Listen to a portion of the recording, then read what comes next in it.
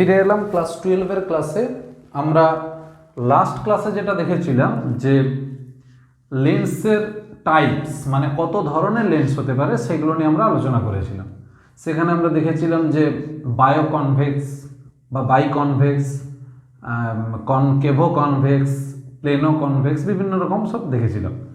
তো আজকে যেটা বলবো যে একটা লেন্সের কী কী পার্টস আমাদের কাছে খুব ইম্পর্ট্যান্ট বা কোন কোন পার্টসগুলো জানা আমাদের খুব দরকার সেইগুলো নিয়ে আমরা আলোচনা করব। ঠিক আছে, প্রথমেই আসছি আমরা বোঝানোর জন্য আমরা যে ছবিটা আঁকবো সেটা কিন্তু বাইকনভেক্স বা বাইকনকেভ, অর্থাৎ আমরা যে দুটো ছবি আঁকছি সেটা হচ্ছে এটাই, এই একটা এটা হচ্ছে কনভেক্স আর এই একটা এটা হলো কনকেভ। তো যেটা বলার সেটা হলো যে এই লেন্সের যে দুটো সারফেস এটা আর এটা, এই সারফেসটা একটা কিন্তু স্ফেয়ারের অংশ, অর্থাৎ একটা গোলকের অংশ। তার যে সেন্টার, আবার এটাও যদি আমি ধরে নিই একটা যে স্ফেয়ারের অংশ, তাহলে এরও একটা সেন্টার। এই দুজনের যে দুটো সেন্টার, এটার নাম হচ্ছে আমাদের centre of curvature. Centre of curvature. এই সেন্টার অফ কার্ভেচার তাহলে আমরা কি কি নাম দিলাম? এটা C2, এটা C1, অর্থাৎ প্রথম সারফেসের C1 আর সেকেন্ড সারফেসের যেটা সেটা হচ্ছে C2। তাহলে C1 C2 এইটা আমরা মনে রাখলেই হবে। অর্থাৎ আমরা বলবো যে কোনো একটা লেন্সের যে দুটো তল আছে, সেই দুটো তল যে যে গোলকের ব্যাসার্ধ সেই গোলকের, ভুল বললাম, যে লেন্সের যে দুটো তল যে গোলকের অংশ, সেই গোলকের সেন্টার বা কেন্দ্রকেই বলবো আমরা সেন্টার অফ কার্ভেচার বা বক্রতা কেন্দ্র। এবার আমরা আসছি বক্রতা ব্যাসার্ধ। তো 2 নম্বরে আসবো আমরা radius of curvature. Radius of curvature.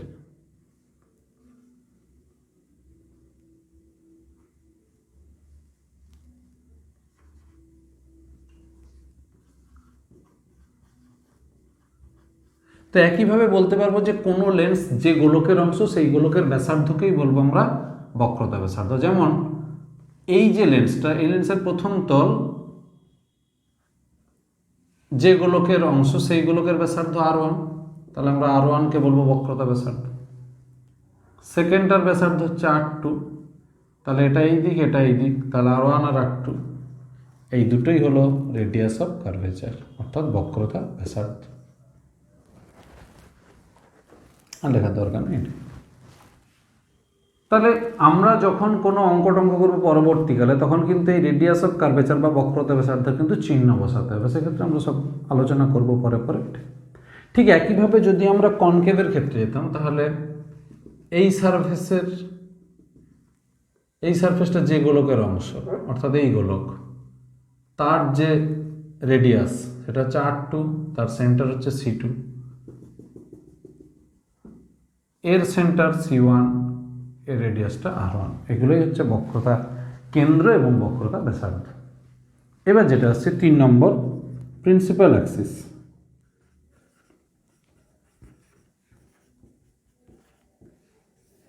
এটা কি?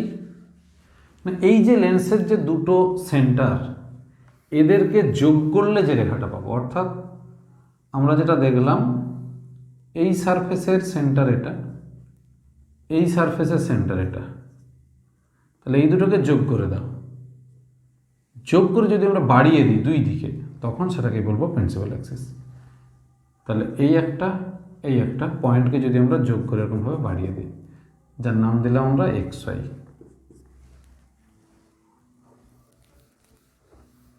একটা মুছে দিলাম, আমরা কনকেভটা মুছে দিলাম, তাহলে বুঝতে সুবিধা হবে। অর্থাৎ যে দুটো সারফেস, এর ক্ষেত্রে হবে, কনকেভের ক্ষেত্রে হবে, যে দুটো সারফেস পেয়েছি তাদের যে সেন্টার অফ কার্ভেচার, সেই দুটোকে যোগ করে যদি আমরা বাড়িয়ে দিই, তাহলে যে রেখাটা পাবো তাকেই বলবো প্রিন্সিপাল অ্যাক্সিস, XY বা C1 C2। এবার আমরা আসছি অপটিক্যাল সেন্টার বা আলোক কেন্দ্র। এর ডেফিনেশনটা দেবো অন্যভাবে, আর ব্যাখ্যাটা করবো আর একটু আলাদাভাবে, সেটা দেবার আসছে।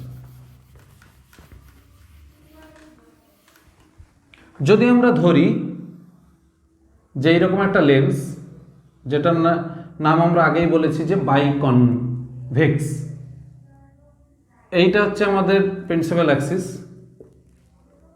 তো একটা রে এলো, এসে লেন্সের উপর পড়লো, পড়ার পর যখন লেন্সের অন্য দিক দিয়ে অর্থাৎ বিপরীত দিক দিয়ে যখন বেরিয়ে আসবে, তখন কি হবে? যদি এইটার প্যারালালি আসে, অর্থাৎ ইনিশিয়াল যে রে অর্থাৎ লেন্সের উপর যে রেটা এসে পড়েছিল সেই প্রাথমিক রশ্মির সঙ্গে যদি এমার্জেন্ট রে মানে নির্গত রশ্মিটা প্যারালালি হয়, তখন বলছে যে ওই লেন্সের মধ্যে রেটা প্রিন্সিপাল অ্যাক্সিসকে যে পয়েন্টে কাট করলো তারই নাম হলো অপটিক্যাল সেন্টার। তাহলে 4 নম্বরে আসছি আমরা অপটিক্যাল সেন্টার। এটা হচ্ছে ও। তাহলে ডেফিনেশনটা আমরা এইভাবেই দেব যে যখন কোনো একটি আলোকরশ্মি লেন্সের উপর এসে আপতিত হয় এবং লেন্সের অপর প্রান্ত থেকে নির্গত হওয়ার সময় যদি সেটা আপতিত রশ্মির সঙ্গে সমান্তরাল হয়, তখন লেন্সের মধ্যে রশ্মি প্রধান অক্ষকে যে বিন্দুতে ছেদ করে তাকেই বলবো আলোক কেন্দ্র বা অপটিক্যাল সেন্টার, যেটাকে আমরা বলছি ও। তো এখন আমরা যেটা বলতে যাই যে এই ও বা optical centre is a fixed point. এটা কিন্তু কোনো একটা লেন্সের ক্ষেত্রে ফিক্সড।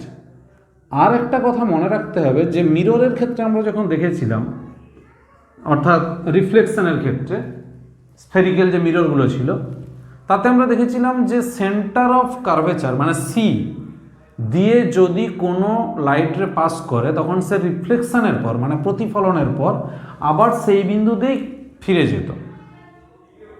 তো এই লেন্সের ক্ষেত্রে আমরা দেখব যে যখন অপটিক্যাল সেন্টার বা আলোক কেন্দ্রের মধ্যে দিয়ে কোনো আলোকরশ্মি ক্রস করবে, তখন সেই আলোকরশ্মি কিন্তু সোজা নির্গত হবে, অর্থাৎ কোনো দিকে বাঁকবে না। অর্থাৎ কোনো একটা আলোকরশ্মি যদি লেন্সের মধ্যে থাকা আলোক কেন্দ্রের মধ্যে দিয়ে অতিক্রম করে, তাহলে সে কোনো দিকে প্রতিসৃত বা কোনো বিচ্যুত না হয়ে সোজা বেরিয়ে যাবে, অর্থাৎ যেটাকে আমরা বলবো যে আনডেভিয়েটেড অবস্থায় এমার্জ করবে। এটাই হলো নিয়ম। সেই জন্য আমরা অপটিক্যাল সেন্টার বা ওকে বা আলোক কেন্দ্রকে বলবো একটি নির্দিষ্ট বিন্দু।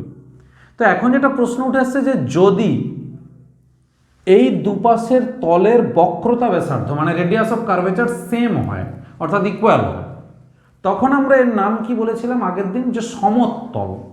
যদি অবতলের ক্ষেত্রে তাহলে বলবো সমাবতল, নট সমতলোত্তল বা সমতলাবতল। সমতল কথাটা বলছে মানে সম উত্তল বা সমাবতল, সম অবতল।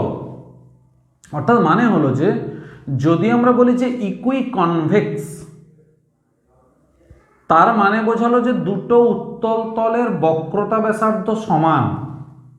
সেক্ষেত্রে এই যে উইথ মানে এই যে বেধ, তার একদম মিড পয়েন্টে থাকবে আলোক কেন্দ্র। কিন্তু যদি এইরকম কোনো একটা লেন্স হয়, এটাও তো একটা কনভেক্স লেন্স আমি বলতে পারি। এটা একটা সারফেস, এটা একটা সারফেস, এটা একটা কনভেক্স লেন্স। তখন কি হচ্ছে, এর রেডিয়াস অফ কার্ভেচার সেটা ধরলাম R1, এর রেডিয়াস অফ কার্ভেচার ধরলাম R2। তখন কি হবে? তখন ওই আলোক কেন্দ্রের যে পজিশন, আমরা যদি ধরে নিই যে এটা ও আলোক কেন্দ্র, এই পয়েন্টটা এ, এই পয়েন্টটা বি, তখন এও হবে টি মানে thickness of lens into R1। R1 মানে ফার্স্ট যে সারফেস তার radius of curvature by R1 plus R2। আর বিও এটা হবে টি into R2 by R1 plus R2। তাহলে মনে রাখতে হবে যে ফার্স্ট সারফেসের যদি রেডিয়াস অফ কার্ভেচার মানে প্রথম তলের যদি বক্রতা ব্যাসার্ধ হয় R1, তাহলে প্রথম তল থেকে আলোক কেন্দ্রের দূরত্ব হবে টি R1 by R1 plus R2। আর দ্বিতীয় তলের বক্রতা ব্যাসার্ধ যদি R2 হয়, তাহলে আমরা দেখব যে দ্বিতীয় তল থেকে আলোক কেন্দ্রের দূরত্ব OB সমান টি R2 by R1 plus R2।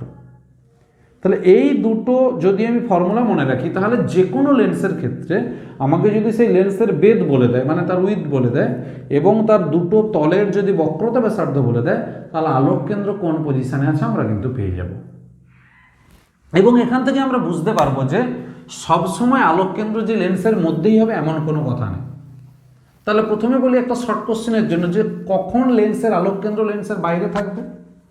তাহলে স্টার চিহ্ন দিয়ে এটা লিখছি যে অপটিক্যাল সেন্টার বা আলোক কেন্দ্র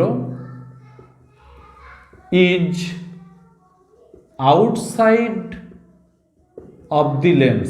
এটা কখন না কনভেক্সো কনকেভ, অর্থাৎ উত্তলাবতল লেন্স, অ্যান্ড আর কোন লেন্স হবে কনকেভো কনভেক্স, অর্থাৎ অবতলোত্তল।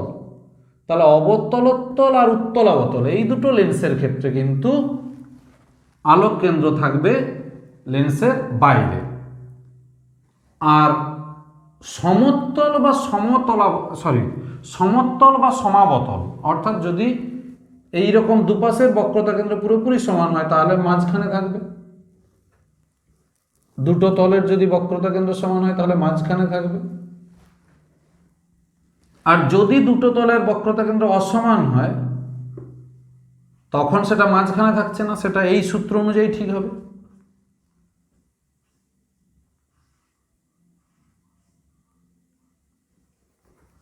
কোন একটা লেন্স পেলাম অবতলোত্তল লেন্স,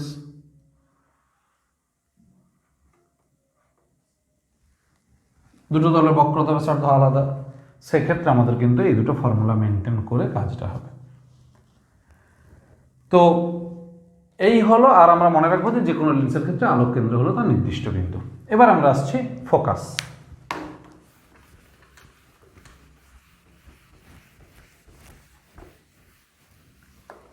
ফোকাসের যদি আমাদের ডেফিনেশন দিতে হয় তাহলে আমরা একটাই কথা বলবো যে যদি কোনো লাইট রে বা বিম অফ লাইট রে, মানে অর্থাৎ আলোক রশ্মি গুচ্ছ পরস্পর সমান্তরালভাবে এসে লেন্সের মধ্য দিয়ে প্রতিষ্ঠিত হয়ে মিলিত হয়, তাহলে যে বিন্দুতে মিলিত হবে সেটাই হবে ফোকাস। তাহলে আমরা 5 নম্বরে আসছি প্রিন্সিপাল ফোকাস।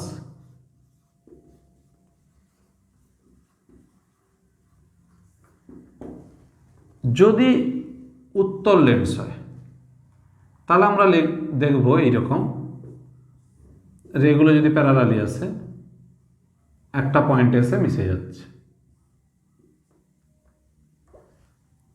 এইটাকে বলবো F1। এটা হচ্ছে প্রিন্সিপাল ফোকাস, অর্থাৎ ফার্স্ট প্রিন্সিপাল ফোকাস।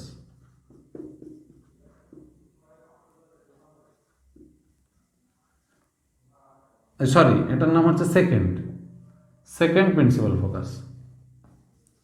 যেটা আমরা জেনারেলি ফোকাস বলবো প্রিন্সিপাল ফোকাস, এটা সেকেন্ড প্রিন্সিপাল ফোকাসকেই বোঝাবে। যদি আমরা কনকেভ নিতাম তাহলে আমরা কি দেখতাম,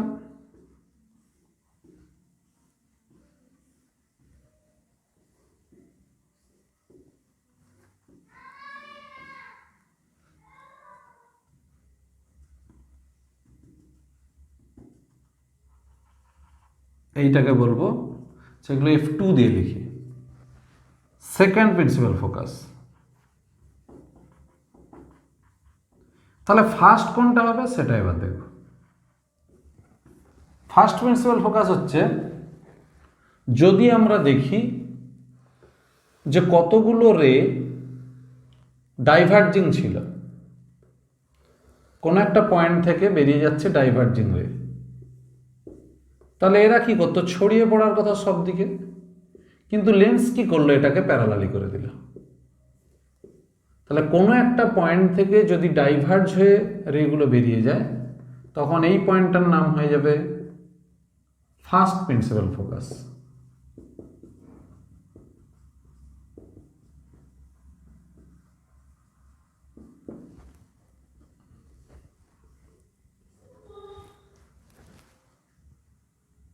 এই এখানে কিরকম হবে ঘটনাটা, কতগুলো কনভার্জিং রে যদি আসতো কোনো একটা পয়েন্টে মিলবে বলে, তখন দেখা যাচ্ছে যে এই কনকেভ লেন্সের জন্য এটা কি হবে, প্যারালালি বেরিয়ে যাবে।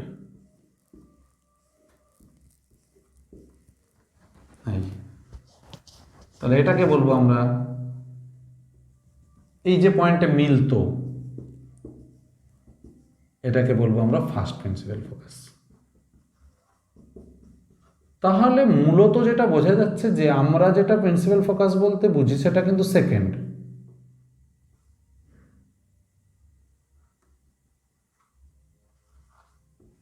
সেটা কিন্তু সেকেন্ড, সেটা এই দুটো।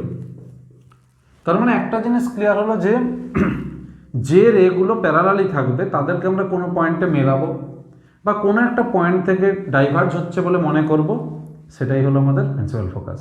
শুধু শর্ত একটাই, রেগুলোকে হতে হবে প্যারালালি এবং প্রিন্সিপাল অ্যাক্সিসের সঙ্গে প্যারালালি। আর ওটার ক্ষেত্রে ঠিক উল্টো উল্টো কনসেপ্ট, কোনো একটা পয়েন্ট থেকে ডাইভার্জ করছিল, এই লেন্স কী করলো, তাকে কিছুটা কনভার্জ করে প্যারালাল করলো, আর এখানে কনভার্জ করার কথা, লেন্স কী করলো, ওকে ডাইভার্জ করে প্যারালাল করলো। এই হচ্ছে principal focus.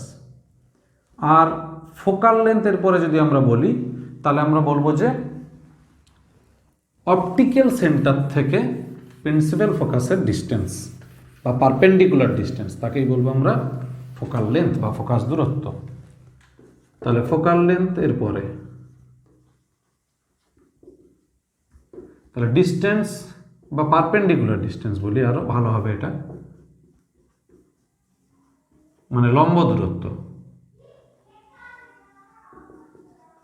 Perpendicular distance of principal focus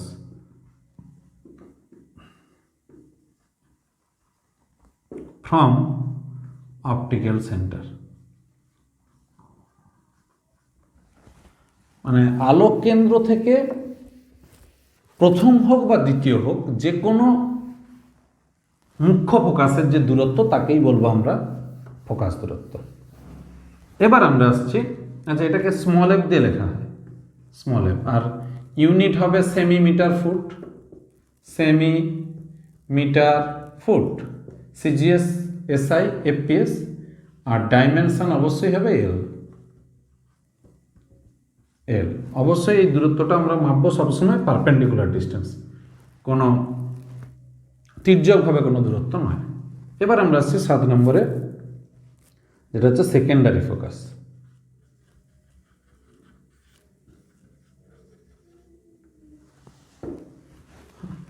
secondary ফোকাসটা এমন কিছু নয়, যেটা আমরা মিররের ক্ষেত্রে পড়েছিলাম, জাস্ট সেই জিনিস। কিরকম?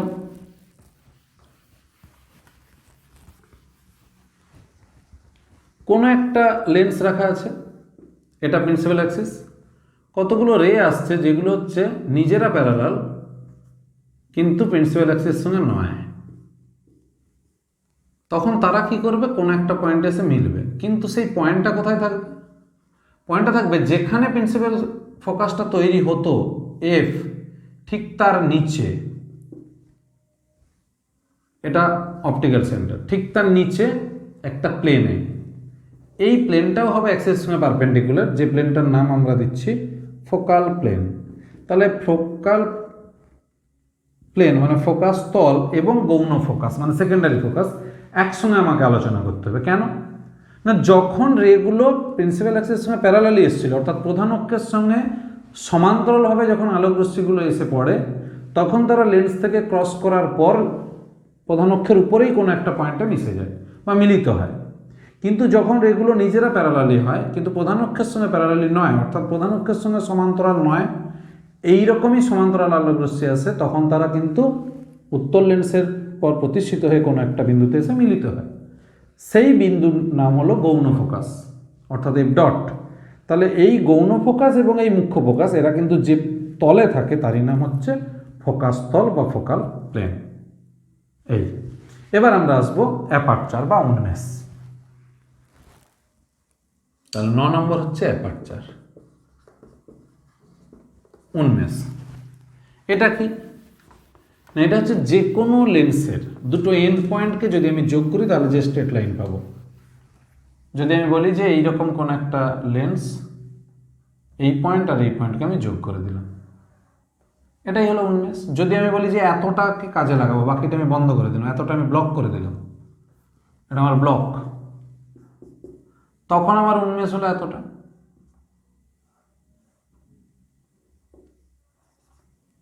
এই এক্স হলো অ্যাপারচার।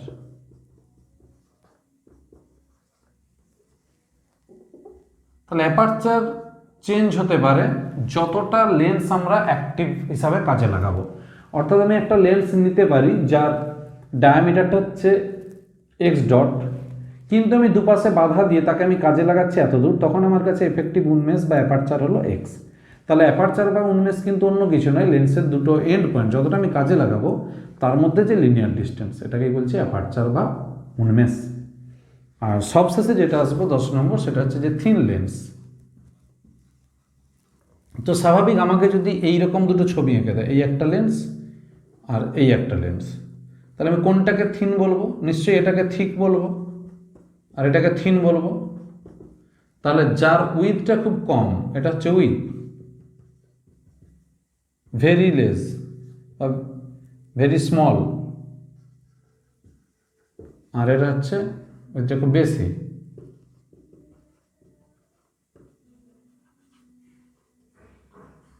বেশ, খুব বেশি যদি হয় তাহলে সেটা হচ্ছে থিক, খুব কম হলে তাকে বলবো থিন। এই হচ্ছে থিক লেন্স আর থিন লেন্স। বোঝা গেল? তাহলে আজকে আমরা যেটা এই ক্লাসে আলোচনা করলাম সেটা হচ্ছে লেন্সের ডিফারেন্ট ডিফারেন্ট পার্টসগুলো, যেগুলো আমাদের খুব কাজে লাগবে এবং এই টার্মগুলো মনে রাখতে হবে। আর একটা কথা সব থেকে ইম্পর্টেন্ট, যে পরীক্ষায় যদি কোনো কোশ্চিন আসে এই সম্পর্কে ডেফিনেশন বিষয়ে, তাহলে কিন্তু আমরা সঙ্গে সঙ্গে তার ছবিটাও আঁকার চেষ্টা করব। অর্থাৎ ডেফিনেশন লিখবো, 1 নম্বরই হয়তো দেবে, কিন্তু তার ছবিটা আঁকার অবশ্যই চেষ্টা করবো। তাহলে ভাষার সঙ্গে আমার ছবিটা থাকলে কিন্তু কনসেপ্টটা ক্লিয়ার হবে। তাহলে আবার পরের ক্লাসে দেখা হবে। পরের ক্লাসে আমরা যেটা নিয়ে আসবো সেটা হচ্ছে যে লেন্সের যে কাজ বা লেন্সের যে ইকুয়েশান, এগুলো আমরা প্রুভ করবো, রের যে রুলগুলো আছে সেইগুলো, আর কিভাবে কি ইমেজ তৈরি হচ্ছে কোন ধরনের লেন্সে, এইগুলো আমরা পরের ক্লাসে আলোচনা করব। আজকে এতদূর পর্যন্ত রাখলাম, পরের ক্লাসে আবার দেখা হবে।